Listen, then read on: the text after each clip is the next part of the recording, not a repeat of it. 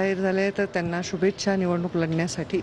माझी निवडणुकीची तयारी ही नुसते निवडणूक जाहीर झाल्यावर नाही, 5ही वर्ष चालू असते। ज्या पद्धतीचा संपर्क, ज्या पद्धतीचं काम, ज्या पद्धतीने समाजाच्या कामी येणं, ह्या सगळ्या गोष्टी 5ही वर्ष चालू असतात। त्यामुळे निवडणूक लागलं म्हणून माझ्या रुटीनमध्ये फार फरक आहे असं नाही। प्रीतमताई सुद्धा फिरत होत्या, मी फिरत आहे, आता आमचे मित्रपक्षसुद्धा आम्ही बरोबर काम करत आहोत। फक्त हे उमेदवारी डिक्लेअर झाली निमित्त आहे, आता कोणी ना कोणी उमेदवार येणारच होतं। माध्यमांशी बोलताना वगैरे लोक अशी म्हटले की यावेळेस मोदी लाट होती आणि यावेळेस समाज माझ्यासोबत आहे, त्याच्यामुळे निवडून आले। असं त्यांना वाटणं, कोणत्याही उमेदवाराला आपला विजय निश्चित वाटणं आवश्यक असतं निवडणूक लढण्यासाठी।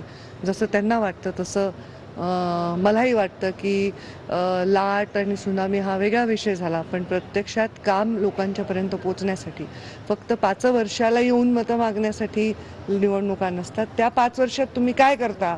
मतं 5-5.5 लाख लोकांनी दिल्यानंतर त्यांच्यापर्यंत पोहोचता की नाही, त्यांच्यासाठी काही केलं की नाही, या गोष्टी नक्कीच लोक विचार करतील। बीडची जनता फार सुज्ञ आहे।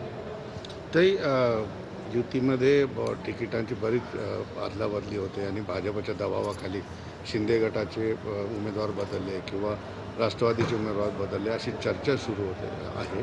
काय म्हणाल, दबाव आहे भाजपचा का आपल्या स्वातंत्र्याने सगळे काम करतात? नाही, मी ऐकतेच आहे या चर्चा, त्यामुळे मी त्या पूर्ण प्रक्रियेचा भाग नसल्यामुळे त्याच्यावर मी टिप्पणी काही करणार नाही।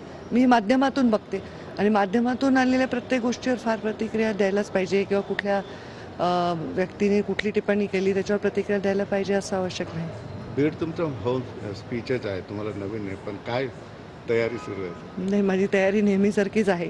आता एक आमच्याबरोबर अजून एक अलायन्समध्ये राष्ट्रवादी पक्ष जॉईन झाला आहे, त्याच्यामुळे मी त्यांच्याबरोबर सुद्धा वेगवेगळ्या बैठका घेते की त्यांनी त्यांच्या जो पॅटर्न आहे वोट घेण्याचा आणि आमचा पॅटर्न, ह्या दोन्हींमध्ये जे वेगळेपण आहे त्याला कसं एकत्र साधायचा हा प्रयत्न करते आणि मला वाटतं त्यांनी आम्ही अधिकची ताकदीने निवडून येऊ।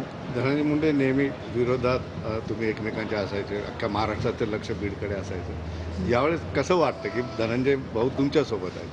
काही आम्हाला तर एकत्र येऊन किंवा आमचं संभाषण सुरू होऊन आता अनेक वर्ष झाले, त्यामुळे त्याचे आता ते मीडियासाठी पण नवीन नाही, त्याच्यामध्ये वेगळं काही वाटत नाही। आम्ही राजकारणामध्ये बोलतो तेव्हा आम्ही 2 बहीण भाऊ नसतो, आम्ही 2 वेगळ्या वेगळ्या पक्षाचे नेते असतो आणि वेगवेगळ्या लेवलवर काम करत असतो, तर तेव्हाची परिस्थिती वेगळी असते आणि जेव्हा घरगुती कार्यक्रमात असतो तेव्हा नातं वेगळं असतं।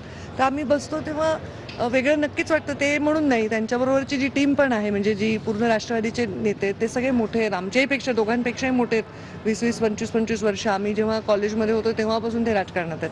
तर ह्या सगळ्यांवरच मी आधी काम केले खरं तर, आता म्हणजे मध्ये थोडा ब्रेक झाला, लंबा ब्रेक झाला। पण धनंजय मुंडेची टीम तुमच्या मागे लागली की आम्हाला काम सांगा, आम्हाला काम सांगा, तुमच्या लोकांना काम द्यायचं का त्यांना द्यायचं, असं एक तिढा आहे का तुमच्या मनात? अजिबात नाही, असं काही नाही। ज्यांनी त्यांनी आपलं आपलं काम करणं हेच अपेक्षित आहे, कारण आमची टीम आमचं काम करते, आमच्या पद्धतीने काम करते आणि आम्ही ह्या सर्वांच्या विरोधात जाऊन त्या आमच्या पद्धतीने निवडणूक लढून मतं घेतली होती। आता ह्यांच्या येण्याने ती मतं करण्याची पद्धत, त्यांच्यापर्यंत पोहोचण्याची पद्धत ही त्यांच्या पद्धत